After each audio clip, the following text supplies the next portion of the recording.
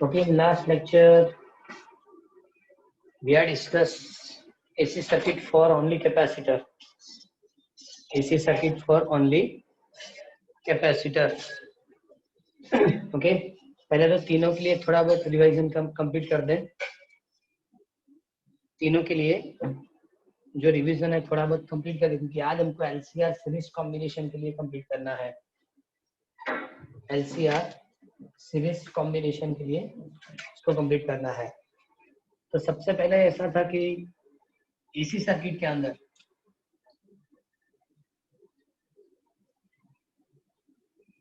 Resistance connect करेंगे.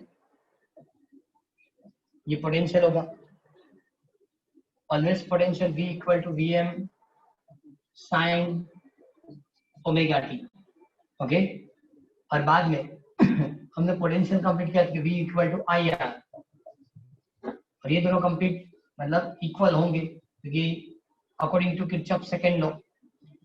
So V is equal to VR VM sin omega t is equal to IR, I equal to VM by R sin omega t, and that is equal to I equal to IM sin omega t.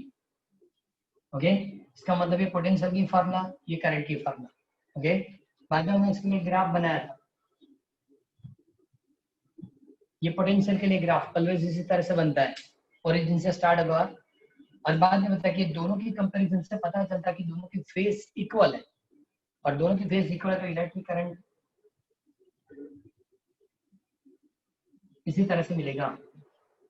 Clear? और बाद में हमने phasor diagram भी बनाया था. कैसे complete किया था? तो यहाँ से एक लाइन ड्रॉ की W या ओमेगा T1 करके. W नहीं लिखते, ओमेगा T1, क्योंकि ये ग्राफ ओमेगा T का है. VI versus omega T. ये जो लाइन हमने ड्रॉ की उसके लिए हमने फेजर बनाया था. फेजर डायग्राम में डिसाइड किया कि ये जो है वो V, उसी डायरेक्शन में क्या आएगा I, मतलब V की, और ये I के लिए फेजर डायग्राम बनेगा. मतलब V and I both are in same phase in only resistance circuit. Okay, बाद में हमने जो सर्किट बनाई थी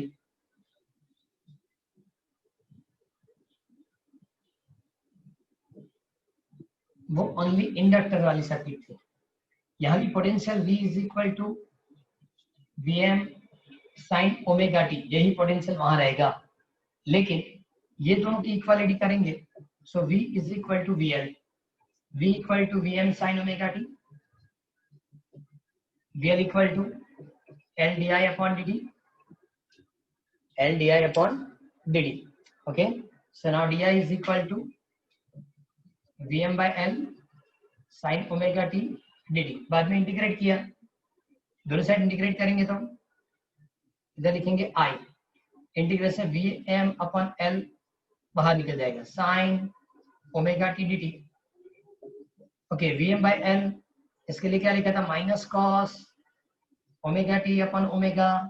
ये इसकी इंटीग्रेशन है. उस दिन बताया था कि आपको याद रखना है ये integration sign omega T dt की इंटीग्रेशन क्या होगी? Minus cos omega t.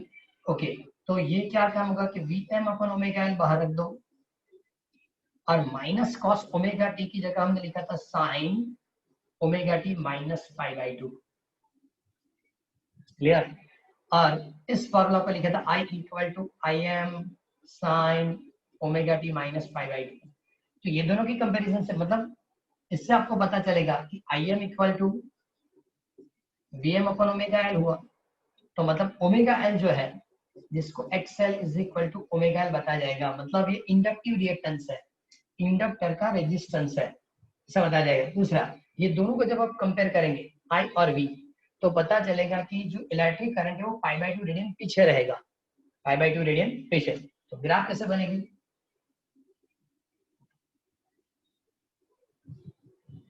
ये पोटेंशियल मतलब ओमेगा टी. ओके, इससे इलेक्ट्रिक करंट पाई बाई 2 पीछे होना चाहिए. तो इसको हम 0 भी बता सकते हैं, 360 भी बता सकते हैं. तो इलेक्ट्रिक करंट यहाँ से स्टार्ट करेंगे. क्लियर?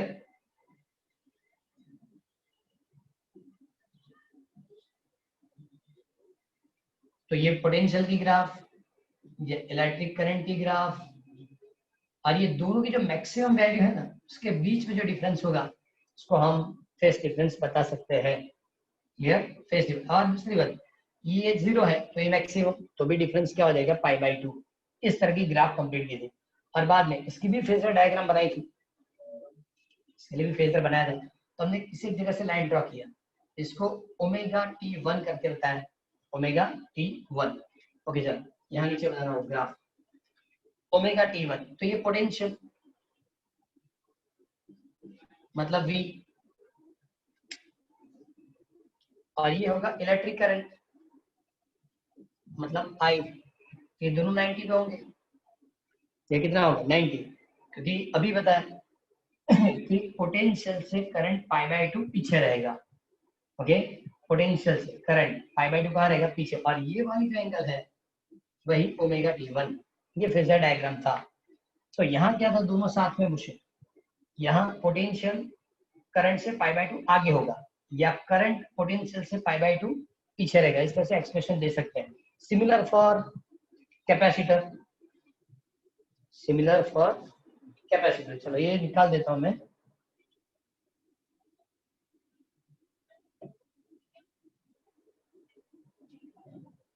फॉर कैपेसिटर पोटेंशियल तो वही होगा V = Vm sin omega t।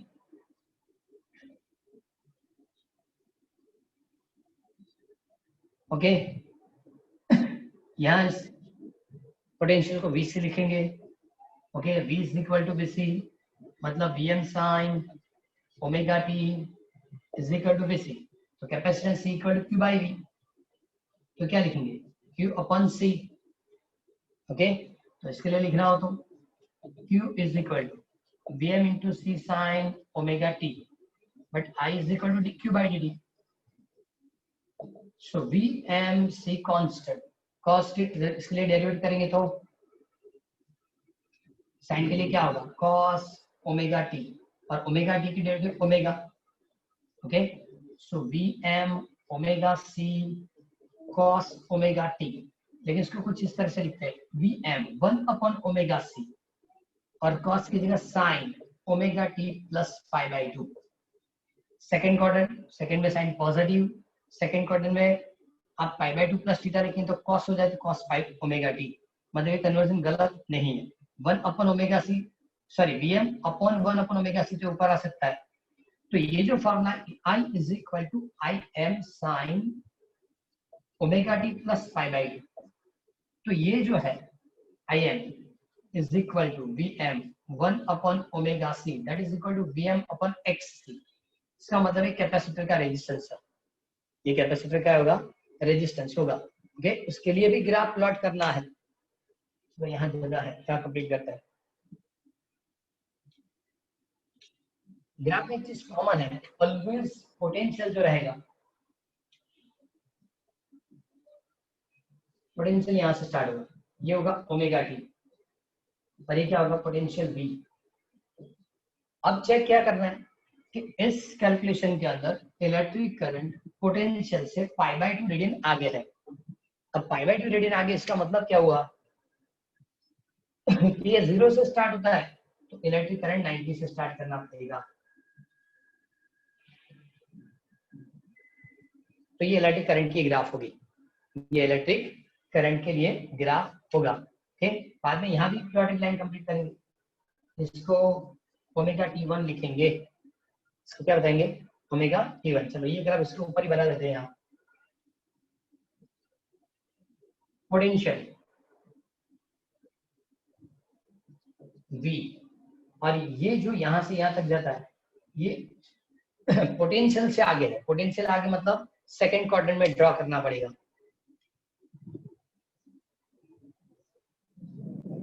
ये I करके, ये जितना डिस्टेंस है वो सेकेंड क्वाड्रेंट में इसलिए करना पड़ेगा कि पोटेंशियल से करंट π/2 रीडिंग जितना आगे है, तो ये एंगल सपोज थोड़ा सा, तो ये एंगल 90 दिखना चाहिए। ओके, तब पोटेंशियल से करंट π/2 आगे पता चलेगा। इस एंगल को ओमेगा t1 लिख सकते हैं। ये तीनों को मैंने इसलिए रिवाइज किया कि तीनों, ये जो मेन पॉइंट है, ये तीनों की पॉइंट्स आपको याद रहेगी जब only resistance current and potential same phase, only inductor current potential से पाई बाय 2 पीछे रहेगा, ओनली कैपेसिटर करंट पोटेंशियल से पाई बाय 2 आगे रहेगा। ये इसलिए एक्सप्लेन किया कि आज तीनों को सीरीज में कनेक्ट करने के बाद, तीनों को सीरीज में कनेक्ट करने के बाद ये फेजर डायग्राम कंप्लीट करना है। क्लियर? ओके, चलो सबसे पहले दर्पण में 10 नंबर क्वेश्चन चेक करो। LCR इन सीरीज,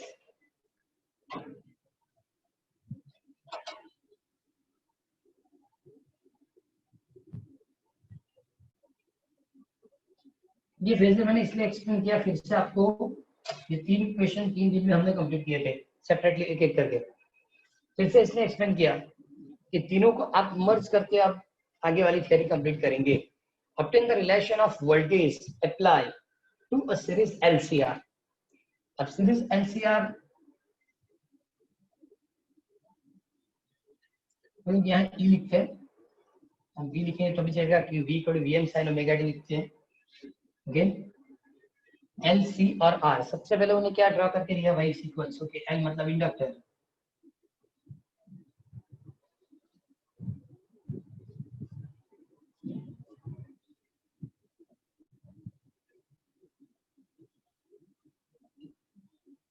C और R, ये तीनों सीरीज में होंगे। क्लियर? अब तीनों सीरीज में होंगे तो इसका मतलब इसकी common form V equal to VM sin omega t, तो electric current I is equal to IM sin omega t plus five. Five मतलब कुछ भी हो सकता है, देखो ओनली रेजिस्टेंस था तो phi equal to 0, only inductor था phi is equal to minus pi by 2, only capacitor था तो phi is equal to plus pi by 2। लेकिन अब तीनों सीरीज में है तो फाइव की वैल्यू क्या है वो बाद में हम डिसाइड करेंगे। क्लियर? तो ये अप्लाई करने वाली जो पोटेंशियल है वो, अब सबकी पोटेंशियल लिखना शुरू करेंगे तो क्या होगा कि जो पोटेंशियल हमने अप्लाई किया वो VL plus VC plus VR जितना होना चाहिए। Okay, so now VM sin omega t is equal to VL मतलब L di upon dt, VC मतलब Q अपॉन C, VR मतलब, ये सबकी पोटेंशियल ऐड कर दो, टोटल पोटेंशियल होगी। बस यही उन लोगों ने सिर्फ और सिर्फ 10 नंबर क्वेश्चन में लिख के दिया है। Clear? L di upon dt Q upon C, C is equal to Q by V, V equal to Q upon C, and therefore potential for resistance V equal to क्या लिखेंगे IR। यहाँ तक पता चल गया? हाँ सर। बराबर, ये तो सिर्फ इसके एडिशन है, चलो इसको इरेज नहीं कर रहा हूँ, इससे ही आपको आगे 11 नंबर क्वेश्चन कंप्लीट करना शुरू करेंगे। 11 के सर्किट यही है, बस वही क्वेश्चन में। और एक चीज फिर से रिपीट कर रहा हूँ, इस चैप्टर से आपको 4 मार्क्स वाले क्वेश्चन प्रिपेयर करने हैं, बिकॉज उन लोगों ने क्या काम किया है, 4 MCQ एंड 4 मार्क्स क्वेश्चन। एक आपको 4 मार्क्स क्वेश्चन होंगे, हाँ हो सकता है ये छोटे छोटे दो न्यूमेरिकल, या दो थ्योरी मर्ज करने के बाद 4 मार्क्स क्वेश्चन होगा, लेकिन ये सभी थ्योरी 11 नंबर चेक करो 4 मार्क्स है। आगे सभी क्वेश्चन जो हमने कंप्लीट किए थे वो सभी 4 मार्क्स है, वो सभी क्या है 4 मार्क्स है। जस्ट अ मिनट,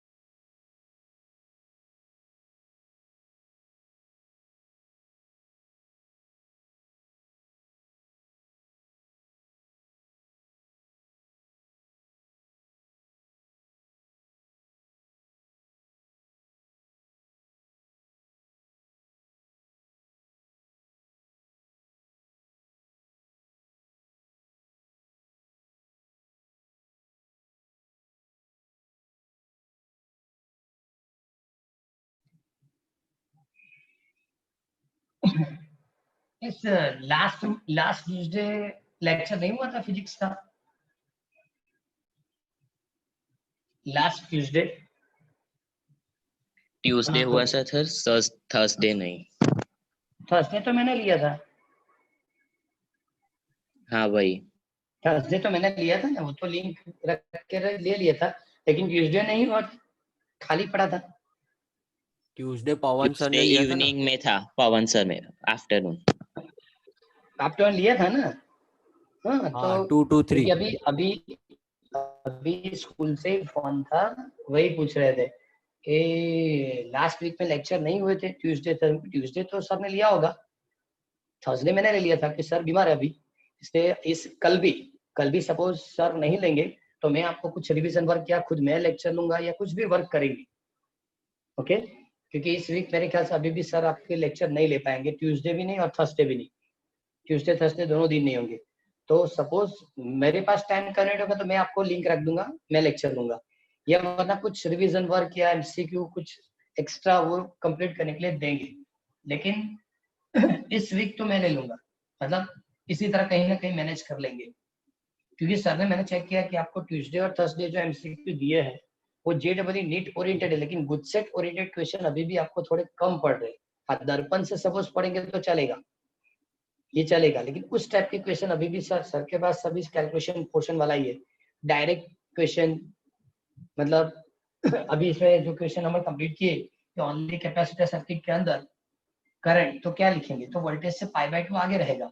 इस टाइप के जो लॉजिकल क्वेश्चन टेक्स्ट बुक्स है वो मेरे ख्याल से सर के पास सर से कैलकुलेशन पोर्शन ज्यादा लेते हैं। और मैंने चेक किया 2-3 बार का जो हमने पीडीएफ रखी थी, तो सोचा कि सपोज अभी सर नहीं ले रहे उस टाइम पे उस टाइप के जो क्वेश्चन है वो आपको सॉल्व करने के लिए देंगे और इंस्टेंट आपको आंसर की भी दे देंगे। और सेकंड चीज, नेक्स्ट संडे सर ने कुछ बताया था कि कौन सी एमसीक्यू की टेस्ट होगी ऐसा कुछ? इस बार तो आपको चैप्टर 6 था ना कल, अरे सॉरी, हाँ इस संडे कौन सा क्या एमसीक्यू लिया था चैप्टर 4 जेडब्ल्यू था नीट कल। में सर ने? चैप्टर 4 था। चैप्टर 4 5। चैप्टर 4-5 था। ओके ओके, चलो उसके साथ बात करने के बाद मैं आपको बाद में बता दूंगा। स्कूल से फोन था कि लास्ट वीक के अंदर कुछ सर के लेक्चर नहीं हुए, मुझे तो नहीं पता क्योंकि एग्जैक्टली सर ने बताया था इसलिए दोपहर में लिया होगा, लेकिन थर्सडे तो मैंने लिया था, लिंक रख के ले लिया इसका। ओके चलो कोई बात नहीं। अब देखो ये डायग्राम के अंदर एलसीआर इन सीरीज, ये पोटेंशियल है, ये करंट की फॉर्मूला लिखी, लेकिन फाई क्या हम नहीं जानते, वो हम कैलकुलेट करेंगे। ओके, और इसमें Kirchhoff second Kirchhoff second use करेंगे तो total potential is equal to potential of L, potential of C, potential of R, ये पूरी इक्वेशन कंप्लीट हो गई। ओके, अब उन लोगों ने क्या बताया, अब दर्पण से चेक करो तो पता चलेगा। फिर phi is the phase difference between voltage cross the source and the current in a circuit. ये फाई जो है वो फेज डिफरेंस कितना है, डायग्राम से सॉल्व करेंगे। बाद में vector I with a phasor representing the current in circuit. अब देखो मैंने पहले भी बताया था फेजर वर्ड क्यों यूज करते हैं, जब स्केलर फिजिकल क्वांटिटी वेक्टर के तौर पे रिप्रेजेंट की जाएगी तब इसको फेजर के तौर पे बताया जाता है। तो वेक्टर आई लिखा। एक चीज है ये सीरीज कॉम्बिनेशन है, मतलब electric current remain constant, electric current remain constant. तो मैं जो डायग्राम बनाऊं चेक करो पहले।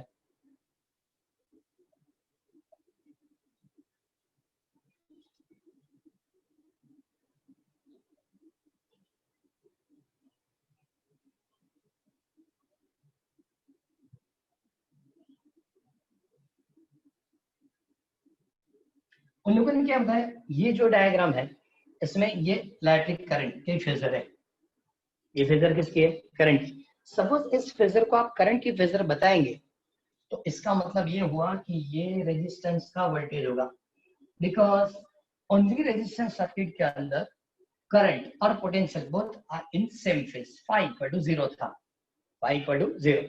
अब देखो कैपेसिटर होता है, कैपेसिटर, तो कैपेसिटर के अंदर करंट वोल्टेज से पाई बाय 2 आगे होगा तो उसको वी सी लिख सकते हैं। जैसे मतलब पोटेंशियल ऑफ कैपेसिटर, इसका मतलब इससे करंट पाई बाय 2 क्या हो गया, आगे हो गया, इसको क्या लिखेंगे, वी एल। इसमें क्या होगा कि करंट पोटेंशियल से पाई बाय 2 पीछे हो गया। आज जो मैंने रिवीजन करवाई वो पूरी से आगे देखो, ये इलेक्ट्रिक करंट की फेजर ब्लू लाइन से बताई वो, ओके। सीरीज कॉम्बिनेशन के अंदर करंट रिमेन कांस्टेंट, तो उसी डायरेक्शन के अंदर होगा वी आर, मतलब पोटेंशियल ऑफ रेजिस्टेंस, ओके। अब करंट से पाई बाय 2 आगे क्या होगा, तो वी एल, और करंट से पाई बाय 2 पीछे क्या होगा, तो वी सी, ओके। आपको स्टेटमेंट जब भी याद रखना है किसी एक से याद रखो, वोल्टेज से करंट या करंट से वोल्टेज।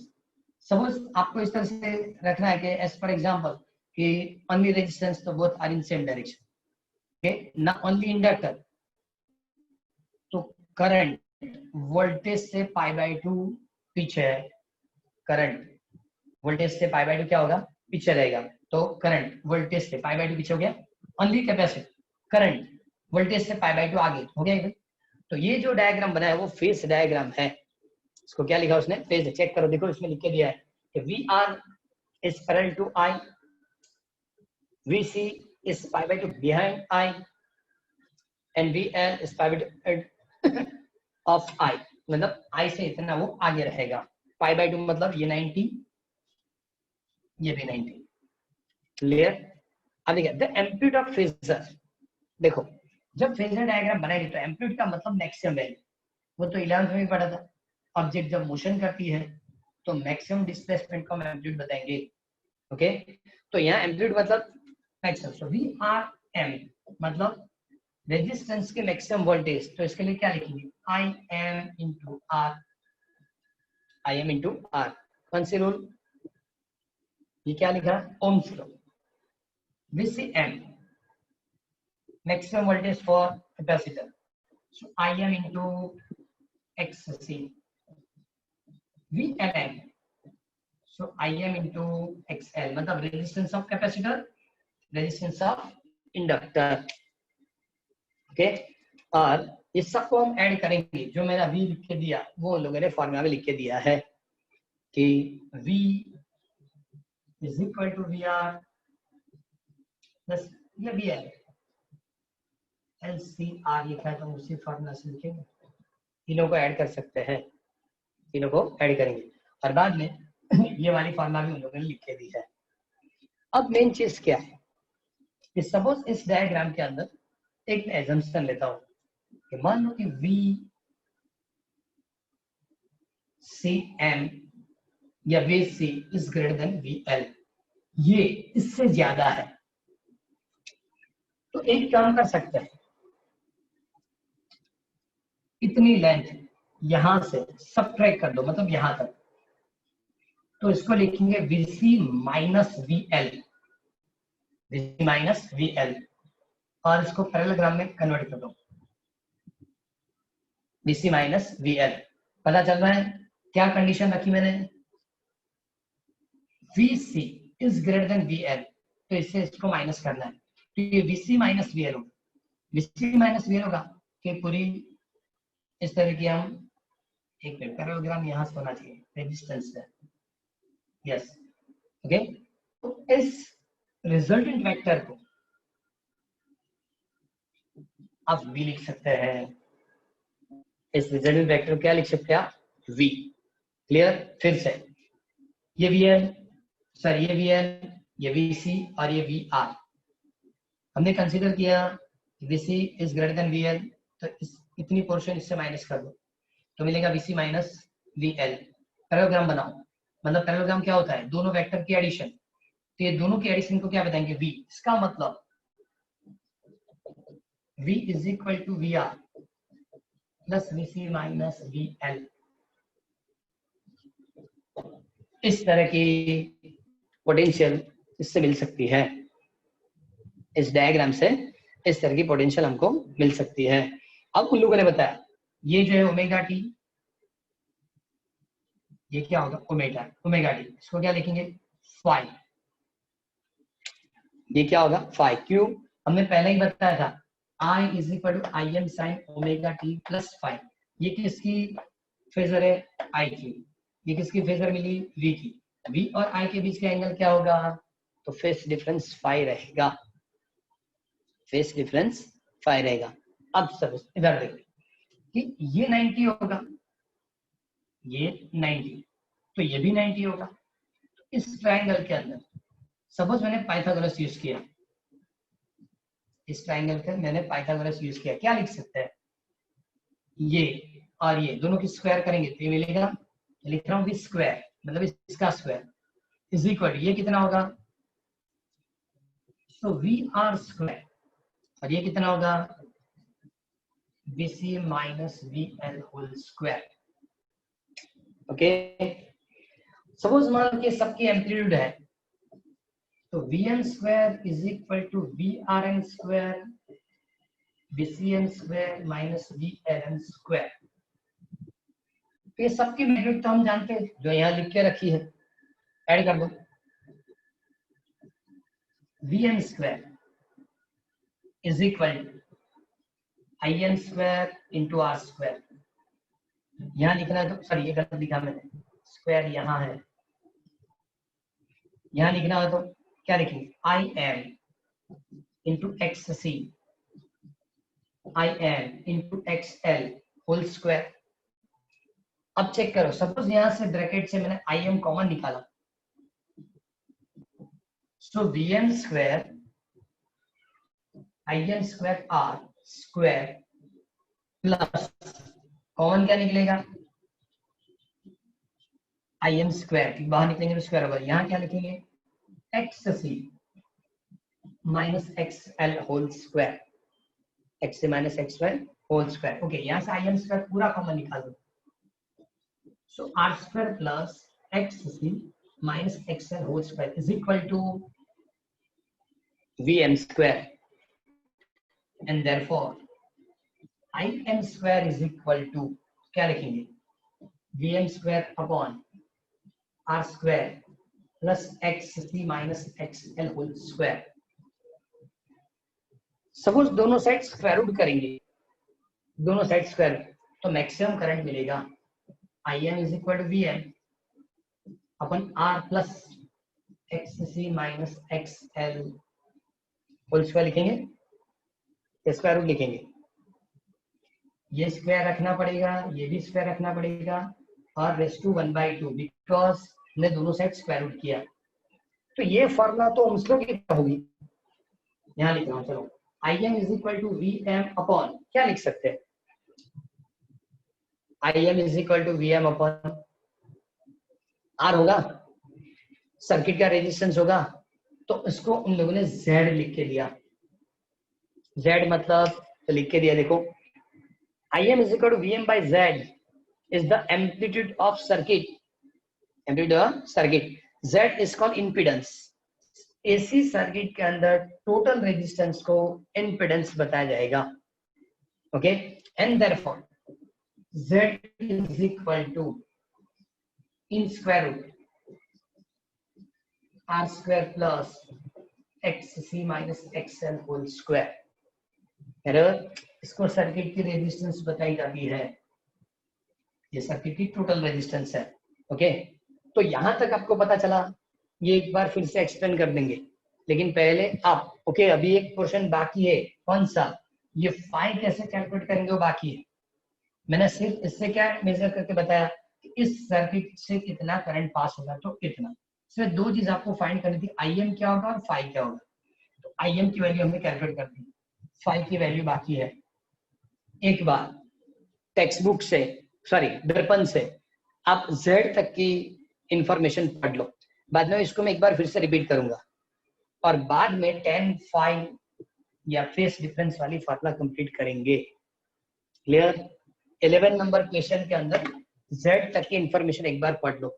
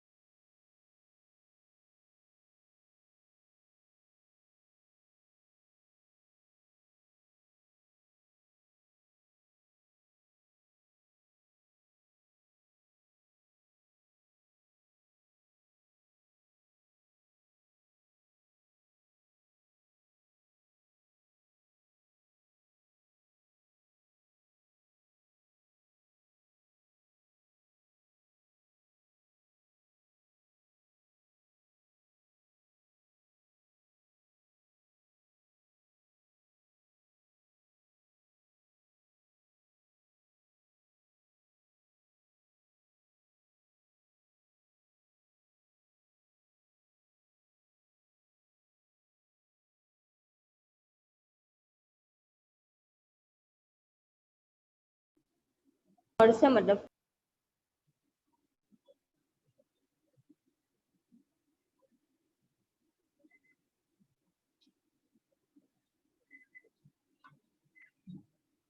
कंप्लीट करो बाकी हो गया.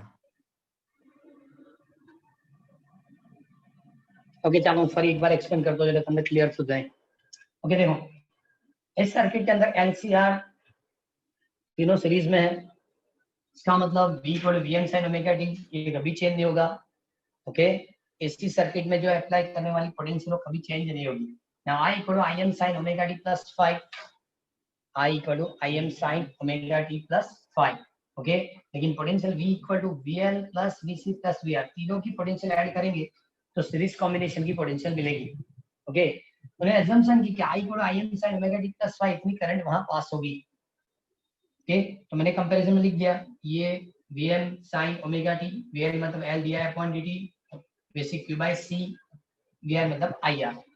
ओके अब तीनों के लिए जब भी फेजर डायग्राम बनता है ना तो ये लेंथ जो बनती है वो मोस्टली वो लोग क्या करते हैं मैक्सिमम वैल्यू से बनाते हैं मैक्सिमम वैल्यू के लिए. ओके इसलिए उन लोगों ने बताया कि maximum potential of resistance to IMR maximum potential of capacitor IMXC maximum potential for inductor so IMXL. XC and XL is the resistance of capacitor inductor. क्या बताया जाता है inductive reactance sorry inductive reactance and capacitive reactance. Clear. अब diagram से कि जिस direction के अंदर देखो पहले तो सीरीज कॉम्बिनेशन है मतलब करंट रिमेन कांस्टेंट. तो पहली डायग्राम मैंने करंट की ड्रॉ कर दी. ओके उसी डायरेक्शन के अंदर जो पोटेंशियल होगा वो किसका होगा रेजिस्टेंस का. अभी हमने पढ़ा था कि जो कैपेसिटर की पोटेंशियल है वो करंट से पाई बाय 2 पीछे होती है और इंडक्टर की जो पोटेंशियल है वो पाई बाय 2 आगे होती है. ओके तो ये VC ये VL और ये VR डिस्कस हो गया मतलब ये दोनों 90-90 होना चाहिए.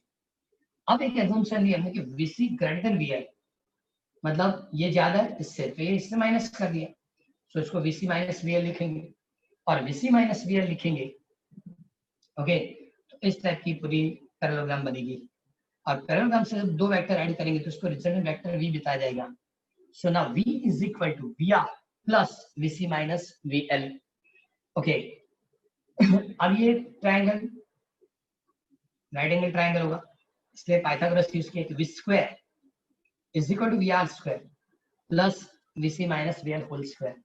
लेकिन फेजर के अंदर ऑलवेज मैक्सिमम वैल्यू यूज होती है. So VM square VRM square VCM minus VRM whole square और सबकी हमारे पास वैल्यूएशन है वो मैंने ऐड कर दी. So IM square R square plus IMXC minus IMXL whole square. IM common निकालो तो IM square R square plus IM square XC minus XL whole square. ये दोनों से IM square common so R square plus XC minus XL whole square and therefore IM square is equal to VM square upon R square plus XC minus XL whole square. Clear. दोनों side square root करेंगे so IM is equal to VM under root R square plus XC minus XL whole square raise to 1/2. अब ये Ohm's law की तरह IM is equal to VM by not Z. Z मतलब the total resistance of AC circuit is called impedance and therefore Z is equal to under root R square plus XC minus XL whole square. Clear. है कोई doubt यहाँ तक? No sir. अब हमने diagram में दिखा कि V और I के बीच की फेज डिफरेंस 5 है. V और I के बीच की फेज डिफरेंस क्या है 5. ओके तो यहां लिख रहा हूं tan phi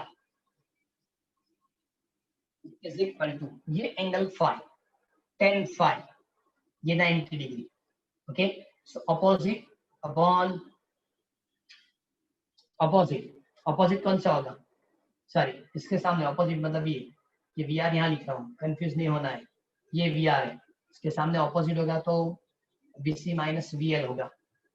तो phi के सामने अपोजिट मतलब VC माइनस VL अपन क्या होगा PR. सबकी मैग्नीट्यूड यहां से रख सकते हैं. VC मतलब IMXC IMXL एंड IMR. ऊपर से IM कॉमन निकालो और कैंसिल कर दो, so remaining part XC minus XR upon R, XC minus XR upon R। No doubt दर्पण के अंदर उन लोगों ने एक और डायग्राम ड्रॉ करके दिया है, मतलब फेजर डायग्राम, बराबर। इसमें लिखा है कि जो वोल्टेज है वही Z है, जो वोल्टेज जो है वही क्या बताऊं उन लोगों ने Z करके लिखा है। उन्होंने इस डायग्राम को बनाया, लेकिन बनाने की मेथड डिफरेंट कर दी, ऐसे डायग्राम बनाए, ये R, ये Z कर दिया, ये R, अरे XC माइनस XL करके ड्रॉ किया और यहाँ फाई लिखा, यहाँ क्या लिखा है फाई, ओके। लेकिन इस डायग्राम से पता चलता है, इसको Z भी बता सकते हैं, V भी बता सकते हैं, ओके। तो इससे यही आपको, मतलब ये डायग्राम की जगह ये इजी रहेगा, मेरा कहने का मतलब इतना ही है, क्लियर। तो उन लोगों ने क्या बताया कि इस पर 10 फाई, ये फेज डिफरेंस 10 फाई, बराबर। So now phi is equal to 10 inverse XC minus XR upon XC minus XL upon R। एक सिंपल लैंग्वेज में एक्सप्लेन कर दूं, इसको एक सिंपल लैंग्वेज में सपोज एक्सप्लेन करें तो क्या होगा कि जब ये पोटेंशियल ज्यादा होगा, मतलब VC is greater than VL, तो पूरी सर्किट के अंदर कैपेसिटेंस की इफेक्ट ज्यादा दिखाई देगी, और कैपेसिटेंस की इफेक्ट ज्यादा होगी, इसका मतलब क्या होगा, देखो ये पूरा मैंने कंप्लीट किया, फाई की वैल्यू मिली, और ये फाई की वैल्यू यहाँ ऐड करेंगे तो फाई पॉजिटिव, मतलब ये पॉजिटिव, पॉजिटिव मतलब क्या हुआ कि करंट पोटेंशियल से इतना आगे रहेगा, करंट पोटेंशियल से फाई जितना क्या होगा आगे रहेगा। फाई की वैल्यू क्या है, तो 10 inverse XC minus XL upon R, यह किसकी वैल्यू ज्यादा हुई, XC। सपोज ऐसा मान लो कि ये रिवर्स कर दिया मैंने, रिवर्स करेंगे तो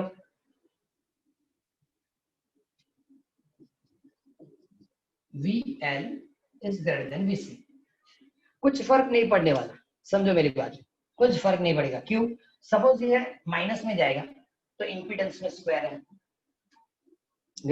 जो प्रॉब्लम आएगी सिर्फ और सिर्फ यहाँ आएगी, पूरी कैलकुलेशन चेक करो, ये चेंज हो गया, ये चेंज हो गया, ये चेंज हो गया, ये चेंज हो गया, इंटरचेंजिंग हुई, लेकिन है क्या स्क्वायर, है क्या स्क्वायर। तो मैग्नीट्यूड प्रॉब्लम नहीं, जो प्रॉब्लम होगी यहाँ आएगी। सपोज यहाँ चेंज हुआ, so tan minus theta equal to, maths वाले को पता होगा, sine minus theta minus sine theta, cos minus theta cos theta, तो tan minus theta equal to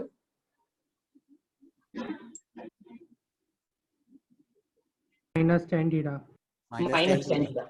minus 10 theta का होने का मतलब ऐसा हुआ कि ये माइनस हो गया और ये माइनस हुआ, इसका मतलब ऐसा हुआ कि करंट पोटेंशियल से फाई जितना पीछे रहेगा, फाई जितना क्या रहेगा पीछे, लेकिन सब अब पता चल गया VC ग्रेटर देन VL, तो करंट पोटेंशियल से फाई जितना आगे होगा, लेकिन VL ग्रेटर देन VC, तो करंट पोटेंशियल से फाई जितना क्या रहेगा पीछे। अब ये दोनों चीज दर्पण में टेक्स्ट में नहीं, लेकिन मैं आपको डायग्राम से बताऊं कैसे पीछे वो कैलकुलेट कर सकते हैं।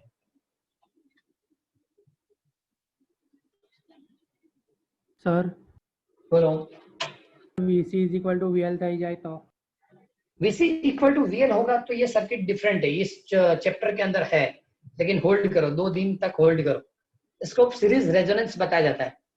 जब ये दोनों चीज इक्वल होती है ना तो सर्किट डीसी सर्किट की तरह बिहेव करेगी। फिर चेक करो, ये दोनों इक्वल हो गए, मतलब ये जीरो, जीरो हुआ तो in square root R square, in square root R square मतलब क्या हो गया R, Z is equal to क्या हुआ आर, इसका मतलब सर्किट में ओनली एंड ओनली रेजिस्टेंस है, और ओनली रेजिस्टेंस वाली सर्किट तो डीसी सर्किट की तरह बिहेव करेगी।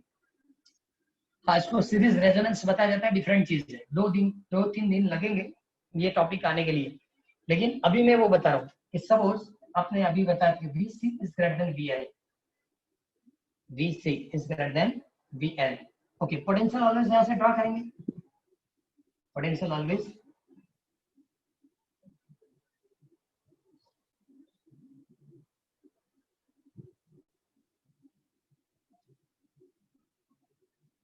ओके जब VC ग्रेटर देन VL है, जब VC greater than VL, current क्या होगा, फाई जितना आगे रहेगा। अब फाई देखिए 0 से, फाई मतलब यहां से स्टार्ट करो, टॉप से भी नहीं करो, रैंडम स्टार्ट करो, इस तरह से होगा। तो ये करंट और ये पोटेंशियल और ये दोनों के बीच की जो डिफरेंस है वो फेज डिफरेंस फाई जितना होगा। किसके लिए, VC ग्रेटर देन VL। लेकिन और एक चीज, VL ग्रेटर देन VC,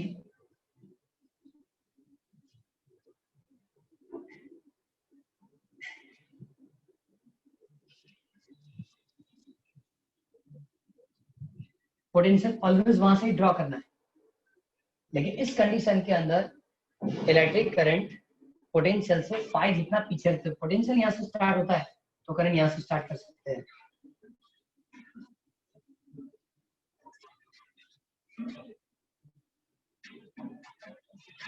जो डिफरेंस पहले होता है उतना डिफरेंस सभी जगह मिलना चाहिए। ओके यहाँ चेक करो, पहले करंट है बाद में पोटेंशियल, यहाँ पहले पोटेंशियल है बाद में करंट, ये भी फाई इतना डिफरेंस होता है। डायग्राम में इस तरह से हम ड्रॉ कर सकते हैं। दोनों एक साथ इंक्रीज डिक्रीज नहीं होंगे, दोनों के बीच में फाई जितना डिफरेंस रहेगा। ओके और यही चीज उन लोगों ने 12 नंबर क्वेश्चन में लिख के दी। Draw the phasor diagram for XC greater than XL, XL greater than XC। बराबर, उन लोगों ने ये डायग्राम ड्रॉ कर लिया, लेकिन वो सर्कल वाली डायग्राम नहीं पता चली, इसको लेफ्ट करो, इसकी जरूरत नहीं है।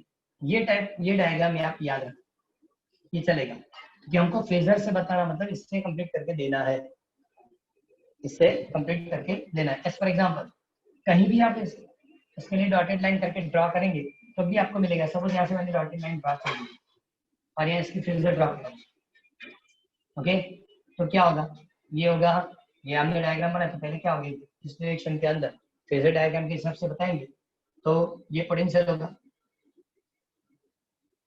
पोटेंशियल है मतलब ब्लू कलर से ड्रॉ करो,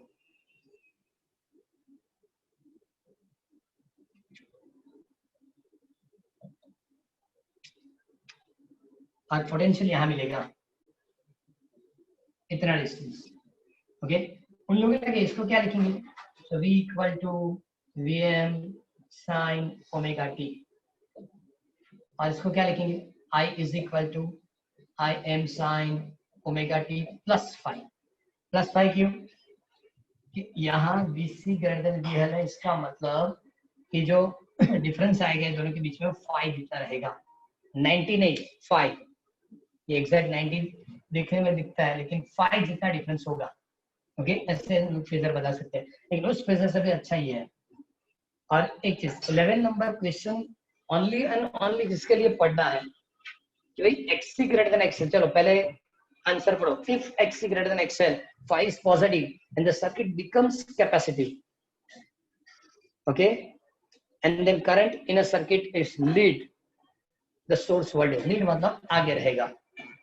okay second paragraph, if XC less than XL, phi is negative and the circuit becomes inductive and current in a circuit lags the source voltage, मतलब इससे पीछे रहेगा।